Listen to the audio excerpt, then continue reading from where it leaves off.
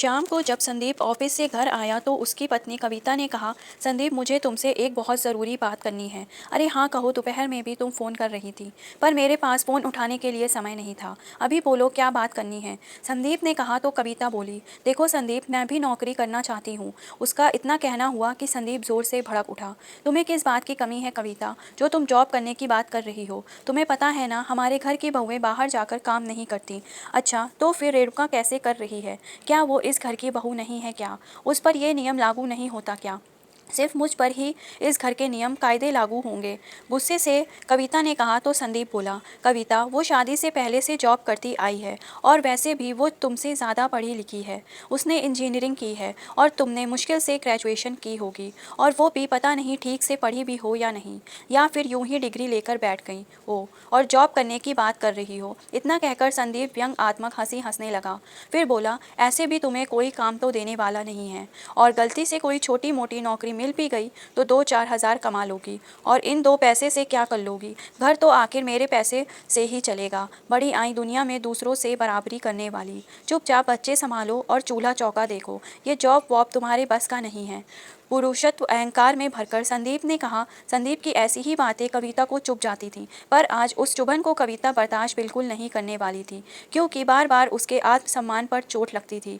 इसलिए आज वो तेज़ आवाज़ में बोली, मैं तो अब नौकरी ज़रूर करूँगी संदीप, और पैसे भी कमा कर दिखाऊंगी। और रही बात 2 पैसे या 4 पैसे कमाने की, तो मेरे लिए ये मायने नहीं रखता कि मैं कितने पैसे कमा रही हूँ, बल्कि ये मायने रखेगा कि मैं इन थोड़े से कमाए पैसों से खुश रहूँगी या नहीं। दूसरी बात, मुझे बार बार हर छोटी मोटी चीज़ के लिए कम से कम आपके सामने हाथ तो नहीं पसारने पड़ेंगे, और ना ही आपकी जली कटी बातें सुननी पड़ेंगी। इसकी बात सुनकर संदीप भी चिल्लाते हुए बोला, देखो कविता तुम हद से ज़्यादा बोल रही हो। एक बार मैंने मना कर दिया ना तो बस तुम नौकरी नहीं करोगी तो मतलब नहीं करोगी, और हाँ, माँ बाबूजी भी तुम्हें इसकी इजाज़त नहीं देंगे। इसलिए ख्वाब देखना बंद कर दो और जितना मिल रहा है उसमें खुश रहो। क्यों ख्वाब नहीं देखोगी, देखूंगी, और क्यों नहीं करेगी कविता नौकरी। और ये तुझे किसने कह दिया कि इस घर की बहुएं नौकरी नहीं करती। जब छोटी बहू रेणुका जॉब कर सकती है तो कविता क्यों नहीं। मेरे लिए तो दोनों बहुएं बराबर हैं, इसलिए अब से कविता भी नौकरी करेगी। कविता की सास रकमणी जी ने अंदर आते हुए कहा, और कविता के सर पर हाथ रखकर बोली, मेरा आशीर्वाद और साथ हमेशा तेरे साथ रहेगा बहू। तभी सास के पतले रंग को देखकर कविता को बहुत आश्चर्य हुआ कि जो सास आज तक कभी उसका साथ नहीं दे पाई, वो आज कैसे उसके साथ खड़ी हो गई। उसे आज भी वो दिन याद है जब उसने शादी के कुछ महीनों बाद नौकरी करने की बात कही थी, तो कैसे रकमणी जी ने अपने सास वाले तेवर में साफ साफ इनकार कर दिया था, और आज बिना कुछ कहे मान गई। यही बात कविता को हजम नहीं हो रही थी। रकमणी जी अपने कमरे में लेटी हुई थी, तभी कविता उनके पास जाकर उनके पैर दबाने लगी, और फिर पैर दबाते दबाते अपनी दिल की बात को भी अपनी सास के सामने रख दिया। माँ जी एक बात कहूँ, हाँ कहूँ ना। बहू, क्या बात है माँ जी, जब मैं शादी करके आई थी तब तो आपने नौकरी करने के लिए साफ साफ मना कर दिया था, फिर आज इतने सालों बाद आपने हाँ कैसे कर दी। बहू की बात सुनकर रकमणी जी उठकर बैठ गईं और उसके सर पर हाथ रखते हुए बोली, बड़ी बहू उस समय मेरे अंदर भी सास वाला रोल आ गया था, पर अब जब मैं तुम्हें दुखी होते हुए देखती हूँ तो मुझे अपने दिन याद आते हैं। मुझे भी तेरा दर्द दिखता है, जब तुम संदीप से अपनी छोटी छोटी ज़रूरत के लिए पैसे मांगती हो और उसका यूं खींचते हुए पैसे देना मुझे कहीं ना कहीं चुभ सा जाता है। फिर तुम जब अपनी देवरानी रेणुका को उसके कमाए पैसे खुद पर खर्च करते देखती हो, तब तुम्हारी आंखों में अपनी इच्छाओं को दबाते भी देखा है। उसी तरह जब घर के सब लोग तेरी तुलना रेणुका के साथ करते हैं तो भी मेरा मन अंदर से दुखी हो जाता है। तू दिन भर सबके लिए एक टांग पर खड़ी रहती हो, घर का सारा काम करती हो, अपने बच्चों का, रेणुका के छोटे विमान का, यहाँ तक कि रेणुका के हिस्से का काम भी खुद के जिम्मे ले लेती हो, तब मन और कचोटता है और मुझे तेरे लिए काफ़ी दुख होता है।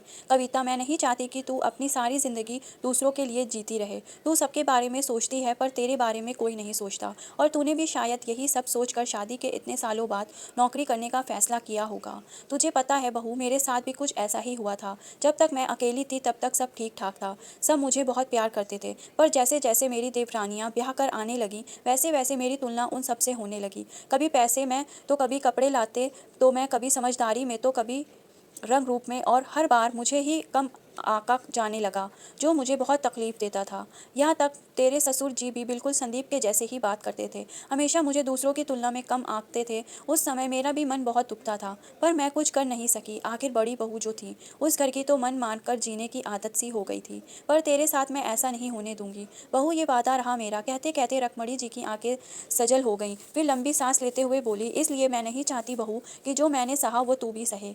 सबको अपनी जिंदगी जीने का पूरा हक है, और अब तो तेरे बच्चे भी बड़े हो गए हैं, इसलिए तू अपने मन मुताबिक नौकरी ढूंढ ले और सबको दिखा दे कि तू भी किसी से कम नहीं है।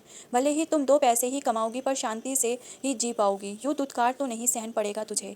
रखमणी जी के दिल की बात सुनकर आज कविता की आंखों से भी झरझर आंसू बहने लगे। वो अपनी सास का हाथ अपने हाथों में थामते हुए बोली, मैं कितनी गलत थी माँ जी, मैंने कैसे सोच लिया कि आप भी पूरे परिवार की तरह मुझे बेवकूफ़ समझती हैं, अनपढ़ समझती हैं, पर आप तो मेरी सबसे अच्छी मार्गदर्शिका हैं और हमदर्दी निकली।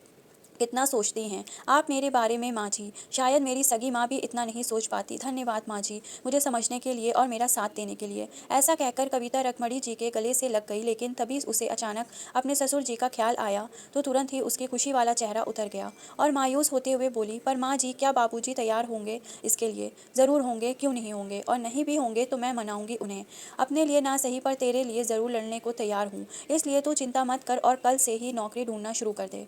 रखमणी जी ने प्यार से उसके गाल सहलाते हुए कहा। तो कविता बोली, माँ जी, मुझे नौकरी मिल गई है। मैंने पहले ही नौकरी के लिए इश्तिहार दे रखी थी, इसलिए कल ही मुझे एक प्राइवेट स्कूल में हिंदी की शिक्षिका के लिए जॉब का ऑफर मिला है और सैलरी भी 10,000 रुपये है। और माँ जी, वो कल से ही ज्वाइन करनी है। वाह बहू, ये तो बहुत अच्छी बात है। इससे बेहतर तो कोई नौकरी हो ही नहीं सकती। आत्मसम्मान भी, पैसे भी और इज्जत भी। जुग जुग जियो बहू। अब से रेणुका भी घर के आधे काम करेगी और अब उसके पास नौकरी जैसे शब्द का बहाना भी नहीं रहेगा और ना ही उसे किसी का सपोर्ट मिलेगा। इसलिए अब तू जा बहू, आराम कर, तुझे कल से काम पर भी तो जाना है। जी माँ जी, कहकर कविता अपने कमरे में चली गई।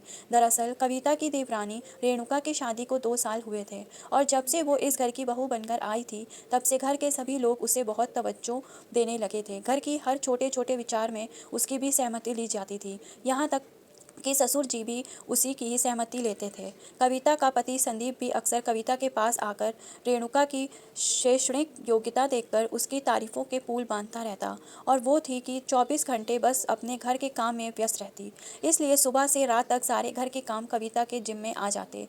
खैर, रात यूं ही बेसब्री में निकल गई और सुबह हो गई। कविता ने सुबह उठकर सबके लिए नाश्ता तैयार किया और सबका टिफिन पैक कर दिया। फिर दोनों बच्चों को उठकर तैयार किया और खुद भी तैयार होने लगी, जिसे देखकर उसका पति संदीप मन ही मन बुदबुदाते हुए बोला, हेलो होलो होलो, जितना मर्जी उतना तैयार हो जाओ, पर जब बाबूजी रास्ते में रोने अटाएंगे तब समझ आएगा कि कौन कितने पानी में है और कौन किस लायक है। ऐसा सोचते हुए संदीप अपना बैग लेकर बाहर निकल गया तो कविता भी तैयार होकर उसी के पीछे पीछे बच्चों को लेकर बाहर आ गई। लेकिन तभी कविता के ससुर राम प्रसाद जी भी वहां आ गए और कविता को देखकर बोले, सुबह सुबह तुम कहाँ जा रही हो बहू? बच्चों के स्कूल में कुछ काम है क्या? ससुर के पक्ष के आगे पल भर के लिए कविता मुख बनकर रह गई, लेकिन जैसे ही कुछ कहने के लिए मुंह खोला तभी उसकी सास रखमणी जी वहां आ गई और बोली, बच्चों के स्कूल में कुछ भी नहीं है, बस वो बड़ी बहू को स्कूल में हिंदी शिक्षिका की नौकरी मिल गई है तो आज से वो ज्वाइन कर रही है। राम प्रसाद जी भड़क उठे, तुम दोनों सास बहू का दिमाग खराब हो गया है क्या? बड़ी बहू अभी के अभी अंदर जाओ, 2 पैसे की टीचर की नौकरी करके हमारे घर की इज्जत को पानी में मिलाने जा रही थी। छोटी बहू को देखकर तुम्हारे पैर निकल रहे हैं। अरे वो आज की लड़की है, पढ़ी लिखी समझदार है, अपना अच्छा बुरा जानती है। पर बड़ी बहू, तुम्हारी शादी को 8 साल हो गए हैं, लेकिन फिर भी तुम आज तक हम सब पर निर्भर हो, क्योंकि तुम्हारे पास ना ज्ञान है और ना ही दुनियादारी की समझ है, और जिसे दुनियादारी की बिल्कुल समझ नहीं हो वो दुनिया से बराबरी करने चली है। फिर गुस्से से चिल्लाते हुए बोले, मैंने कहा ना बड़ी बहू, अभी के अभी अंदर जाओ। राम प्रसाद जी के इतना कहने पर भी कविता वहीं खड़ी रही, क्योंकि आज वो वापस अंदर जाने के लिए कमरे से बाहर नहीं निकली थी, बल्कि खुद को साबित करने के लिए घर से बाहर कदम बढ़ाया था। इसलिए वो बिना डरे बोली, बाबूजी, आज तक मैंने वही किया जो सभी ने चाहा, पर आज मैं वही करूंगी जो मेरा दिल चाहता है। और हाँ बाबूजी, मेरी चुप्पी का मतलब ये नहीं कि मैं कमज़ोर हूँ, ना समझ हूँ, बेवकूफ़ हूँ, बल्कि ये मेरे संस्कार हैं जो आज तक सर झुकाकर सबकी बात मानती आई हूँ। अगर मैंने दुनियादारी की समझ दिखाई ना तो ये घर अभी के अभी टूट जाएगा।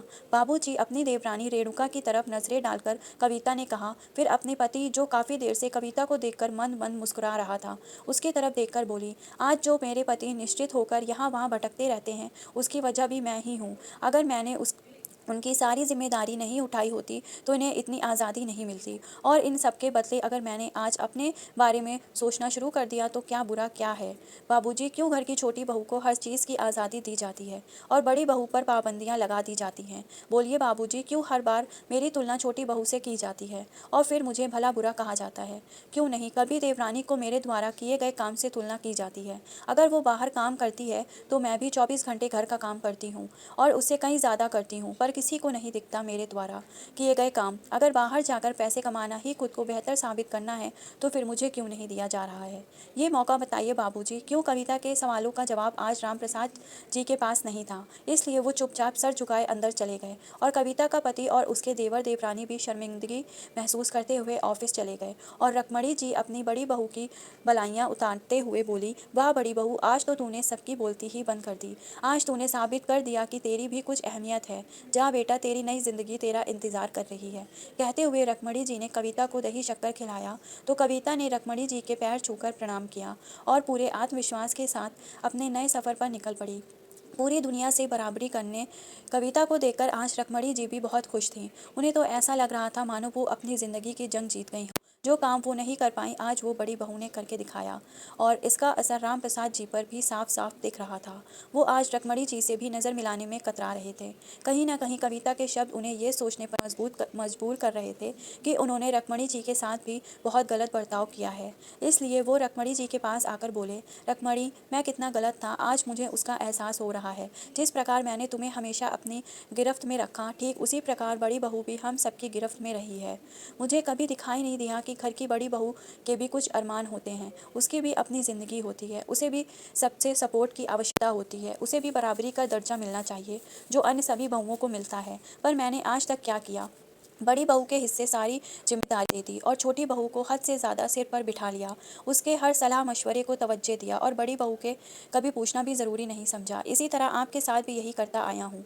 आपके आत्मसम्मान को गिराता रहा और सबके सामने आपको छोटा बनाकर आपके आत्मविश्वास को तोड़ता रहा और आप खुद के मन को मारकर और खुद को तोड़ कर समझौता करती गई। आज तक मैंने जो आपके साथ किया उसके लिए मुझे माफ़ कर दीजिए रखमणी। मैं तो शुक्रगुजार हूँ बड़ी बहू का जिसने मेरी आंखें खोल दी। आंखों में आंसू राम प्रसाद जी बोले। शादी के 50 साल बाद आज पहली बार राम प्रसाद जी को अपनी गलती का एहसास होते देखकर रखमणी जी ने कहा, 50 सालों का जख्म है, इतनी जल्दी कहाँ भरने वाला। खैर देर से ही सही, पर इस बात का एहसास तो हुआ आपको। वो तो भगवान का शुक्र है कि बड़ी बहू ने आपकी आंखों पर चढ़े चश्मे को उतार फेंका, वरना तो आज जैसे इंसान को हम औरतों का दर्द कहाँ दिखता है। ऐसा कहकर रखमणी जी अपने काम में व्यस्त हो गईं। शाम हुई तो अब सबके घर आने का सिलसिला शुरू हो गया। सबसे पहले कविता खुशी खुशी घर लौटी और आते ही सासू माँ से लिपट गई और बोली, थैंक यू माँ जी, आज आपके मार्गदर्शन के कारण ही मैं अपने सपनों में पंख लगा पाई हूँ। आज मैं बहुत खुश हूँ माँ जी। अभी सास बहू की बातचीत चल रही थी कि तभी घर की छोटी बहू रेणुका ने भी घर में प्रवेश किया और आते ही बोली, भाभी ज़रा चाय और पानी मेरे कमरे में ले आइए, मैं बहुत थक गई हूँ और मेरे सर में भी दर्द हो रहा है, इसलिए मैं ऑफिस से भी जल्दी छुट्टी लेकर आ गई। प्लीज़ भाभी थोड़ा जल्दी कीजिए। कहते हुए रेणुका अपने कमरे में की ओर बढ़ रही थी कि तभी रखमणी जी ने कहा, छोटी बहू, आज से घर में सब अपना अपना काम खुद करेंगे।